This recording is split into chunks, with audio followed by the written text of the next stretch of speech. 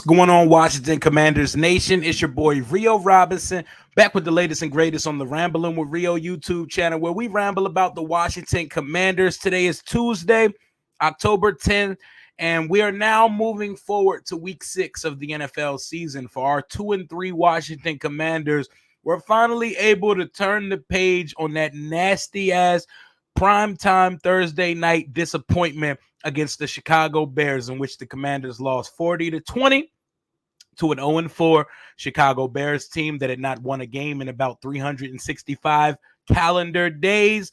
But hey, the season must go on. Everybody, I hope you all aired your grievances and got your shit off over these last couple days. And it was actually very peaceful and therapeutic to watch a Sunday without being stressed out about your football team losing. And before we move forward to week 6, I just want to say, as fans, don't let anybody fan police you.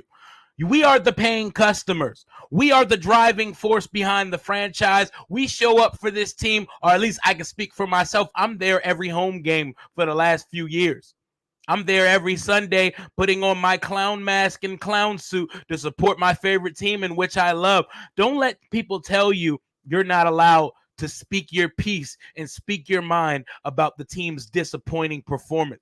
Don't let the people that did not show up to that field tell you how you should feel when I'm in attendance witnessing it, boots on the ground in 4K.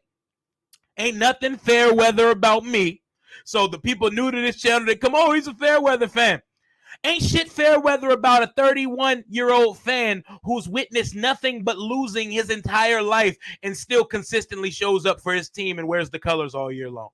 If that's what you think a fair weather fan is, you need to understand what the term fair weather means, because there ain't been fair weather my whole life. The weather been super trash, yet your boy is still here. Your boy is still churning out the content, and I'm in the building consistently, and y'all are not. But hey, we're not going to go there. Whenever the team disappoints, speak on it. Whenever the team does something great, praise them. When the team does something bad, berate them. Call them out on it. If you have children or family members, be honest with them. If they're not performing at their ability, if they're not being as capable as you know they are, call them on that shit. That's called tough love. The participation trophy, I must be positive about everything the team does. That's not real. That's not the way I fan. I'm not going to say it's not real fandom, because you have the right as a fan, which is short for fanatic, to support whatever you're supporting in whatever sense you feel like. I'm there. I'm here, and I'm always going to be here. I don't care what this team does, how bad they are. I'm going to still be there. I'm going to be there in 3 weeks when the Eagles come to town in our next home game. I don't care how much they disappoint me. I'm going to keep showing up because I love this team, and they have a choke and a stranglehold over me that is a little bit obsessive and a little bit toxic. But we're moving on to week 6. We got the Atlanta Falcons this week, in which I believe we're starting as a 2.5-point underdog on the road at the Mercedes-Benz Superdome. Feels like we play the Falcons every year. I remember Heineke's game where he went up to Atlanta and we had to shoot out with him. He was throwing the prayer balls to Terry. Last year, we won off the football gods blessing us with a deflection interception on the 2-yard line to close the game. I was at that game, a game in which we wore black. Fun game. One of the more fun times of the season last year. A team we're familiar with, but there's a lot of new faces here. Desmond Ridder, who on first glance seems like not a very good quarterback, but he somehow gets it done. In his pro and college career, never lost a home game. Never lost a home game yet. He hasn't started too many games, but he's 3-0 at home in his career, 21-0 in his college career. Doesn't lose at home. We should be the underdog versus an Atlanta team where I feel like we have a better roster than. But I don't know about you guys. I'm sick of we have a better roster on paper. We have an elite defense on paper. We have the best defensive line group in the league on paper. At what point is the paper going to result to the product on the field? At what point is the 4 first-round pick defensive line, 6 defenders on the defense unit going to churn out an actually elite unit? I feel like we run a dated system. I feel like we have a very outdated, expired coaching staff who is unwilling to adapt to the new ideas and ideologies of what today's football is. And that's why coming up in January, I think there's going to be cleansing, an absolute cleansing of the football side of the organization. But we don't have to talk about that right now. I don't have to give you my Mike Borzgonzi or Adam Peters needs to be brought in for general manager spiel right now. I don't need to give you the Ben Johnson for the head coach of 2024 and beyond for the Commanders spiel. I'll give you the jersey swap just in case you want it, though. Back to week 6. I'm tired of this team playing archaic football. Why can't we do what other teams do? Sunday, I just got to sit back and watch football league-wide and watch what teams are doing. Even the considered bad teams, they do things that my team seems incapable of. Everybody in the league forces turnover. Everybody's housing an interception, housing a fumble. Everybody's capable of it. Why can this defense, which is 60% first round picks, why can we not concoct turnovers? Why can we not turn the ball over? Why can we not flip the field and give our young quarterback Sam Howell a short field to play with? The Giants stink, and they ran back an interception for a touchdown versus the Dolphins. Just look around the league, man. We're always incapable of doing what I see the mass majority of the NFL doing, and I just want to see my team look the part.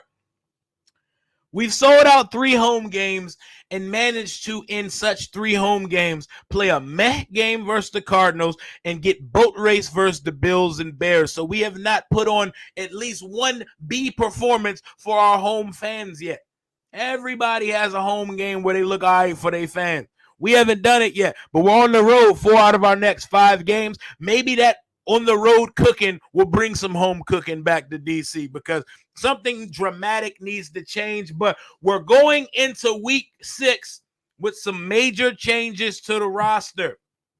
2 big additions, huge additions, at least on paper, are going to be missing significant time for the Washington Commanders. Jeremy Reaves, special teams ace and a role-playing safety, has a partial torn ACL. He's going to miss quite some time, and there's word on the street he may be out for the foreseeable future, meaning the rest of the season. Starting free safety, if you want to call him that, I really feel like we play with a bunch of strong safeties. We don't have a true free safety on the roster, but the guy currently holding that position, Darrick Forrest, Defoe, number 22, he's on the IR as well. I honestly was so mad watching that game. I didn't see either of these guys' injury take place. I didn't recognize that.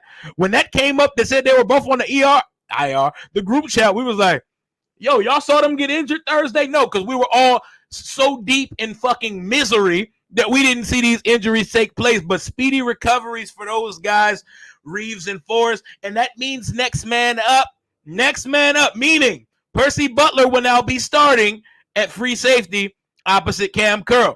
I'm interested in that because Percy Butler is like the only safety, true safety, that has the rangy speed to play free safety. You know, that deep fielder, sideline to sideline, deep in coverage, scan and monitor the field type guy. He's the only one with that type of speed because, you know, I've said it multiple times on this show, Percy Butler has crackhead speed.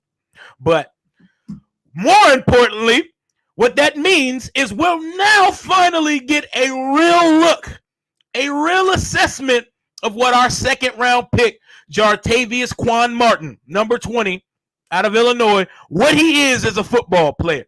Because I don't know if you guys noticed, but this draft class we've put out through 5 weeks, you know, the book is not written on these guys per se, but through 5 weeks, this looks like the worst draft class Washington has ever had here. And I'll tell you that why. Because the 2nd through 7th round picks have not played football in the first 5 weeks of the season. A bunch of healthy scratches and a guy on IR. A guy missing game for sickness, and a few guys that are just not going to be on the active roster because they're trash. We drafted one player that was ready to play in the first 5 weeks of the season. And what that one player did in those 5 weeks of the season is allow the most yards given up in the entire NFL, about 500 yards in 5 weeks, and has been sent to the bench already. So the 2023 draft class in 5-week hindsight has given us a benched corner and a bunch of healthy scratches in Ron's make it or break it season. And that's why we say what we say about good old Ronald Eugene Sailboat Rivera. But Quan Martin, show me something. He's going to be a rotational safety. You know, Jack Del Rio likes to play 3 safeties at a time, 1 playing the Buffalo role and the 2 playing the safety spots. One of the safeties is used like a linebacker. We're going to be seeing a lot of Quan Martin now. We're going to be seeing a whole lot of Quan Martin. And to be honest, we need to be seeing some more linebackers. It may be time to start seeing what Jabril Cox have and to see more Khaleke Hudson, because Cody Barton is not it and Jamin is just mid. We got mid-pack and garbage out there at the linebacker position. But we called up Terrell Burgess, who's also trash. We called up Dejon Harris off the practice squad as well. And we brought the Bowie State kid, Josh Pryor, on the practice squad. Ron and his presser yesterday, I'm not sure if y'all watched it, but you can tell by the body language, by the tone, and by the deflection in which he answered questions, and that boy knows he's cooked come season's end. Ron is living deja vu right in front of our eyes in 4K. He went through this exact same scenario in Carolina. If you're not familiar with the way Ron's tenure ended in Carolina, it ended very similar to how it's going to end here in January, in which the team was sold from Jerry Richardson after he was caught being a nasty boy to a lot of the women and the people in the organization in Carolina. Dave Tepper bought the team. Dave Tepper did not fire Ron Rivera when he got the job, but the writing's on the wall once a new owner buys the team. I've done a video on it. I'm sure I'll do it again before the season's over. When a new owner buys a team, within 18 months, the coach is gone, because when you buy a company, you want to see that company ran in your vision, and you know not have to keep people that were inherited when you bought the company. So Thanksgiving of Ron's second year under David Tepper, Ron was relieved of his duties out of respect. We want you to get a head start on getting a head coaching job, so we're letting you out. After they took a loss to the Washington Redskins, Wayne Haskins and Darius Geis put that work on them boys out in Carolina. Ron was out of job, and coincidentally and ironically was the target and then hire of the then Washington Redskins turned football team turned Washington Commanders. But Ron has seen this whole story play out before, and he's watching it unfold again in 4K in 2023, now that Josh Harris's ownership group, the Hogs, if you will, is now here.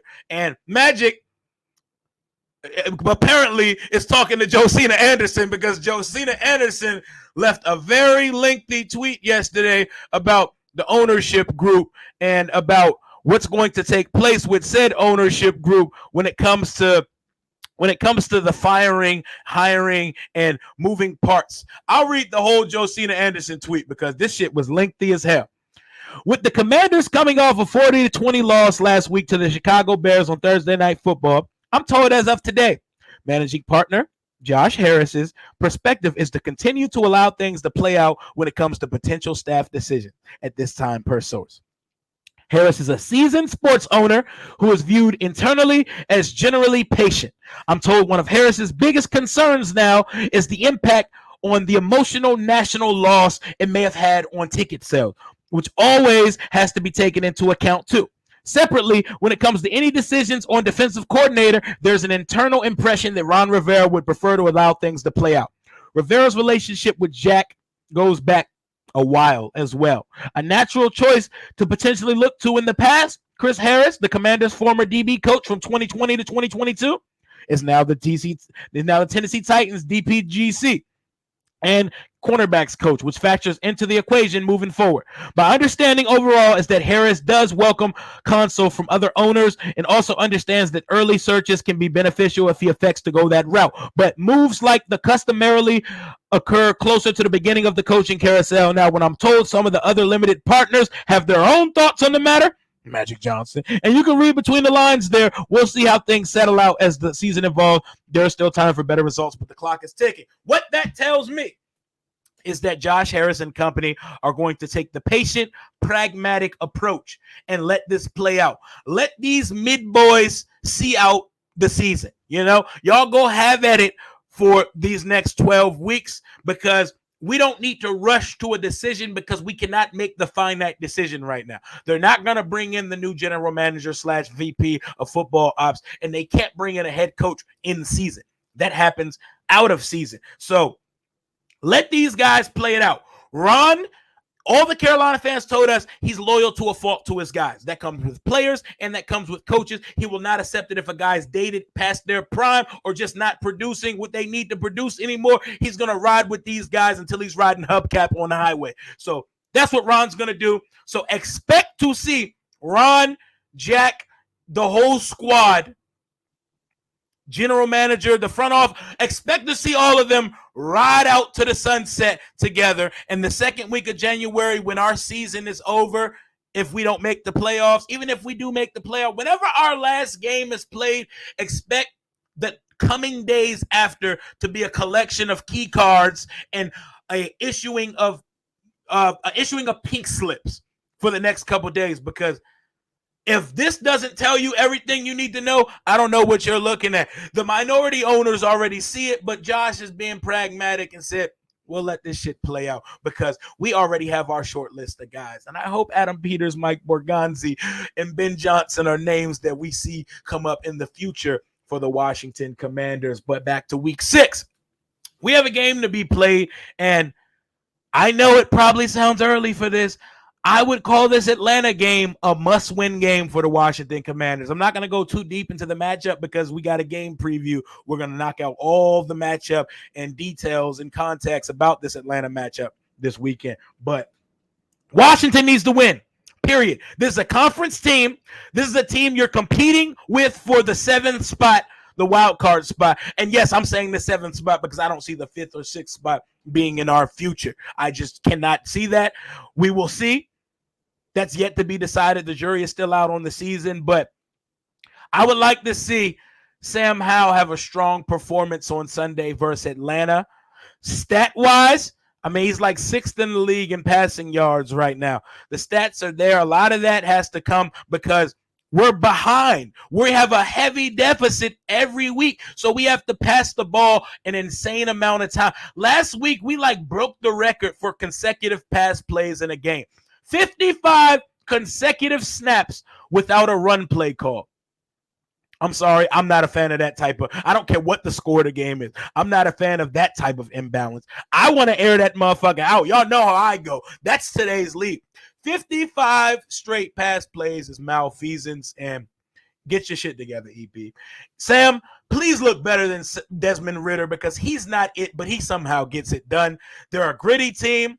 They fight hard, and as we should, we are the underdog this week. So, fans, we should be concerned, but there's a lot of season left. Let's see if we get back to 500 this week because you know these boys are good for the Mickey Mouse win streak. I'm still waiting on it. Maybe it's just 2 games this year, but you know at some point in the season, they're going to win it. They're going to spell out a couple in a row that's going to reel us all back in before we are inevitably humbled again. But I'm trying to be positive.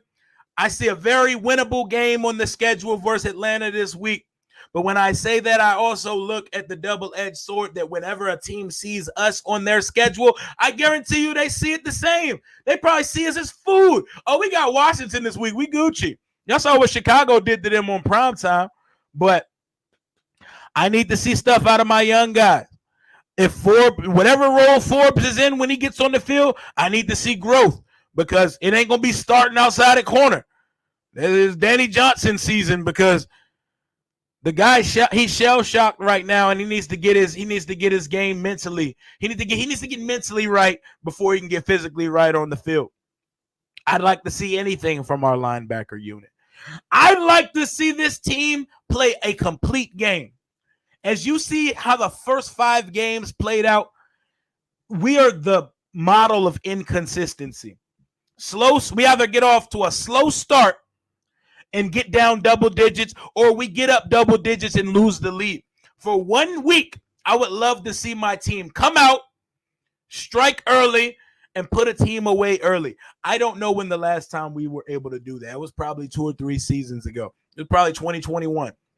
We don't come out. The Texans game last year, it was close, but we started letting the Texans make it interesting. I want to see us come out, put our foot on the throat of an opponent, and let that last over the duration of a game. 60 minutes of dominance. But at this point, we'll take the wins however they come for Washington.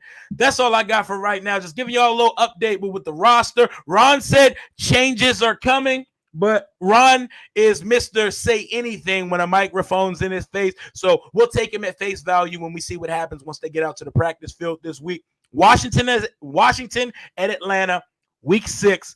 Let's see how we bounce back from that bullshit. If we get dogged in Atlanta, and make it real dicey and real murky in these Washington waters. But we shall see.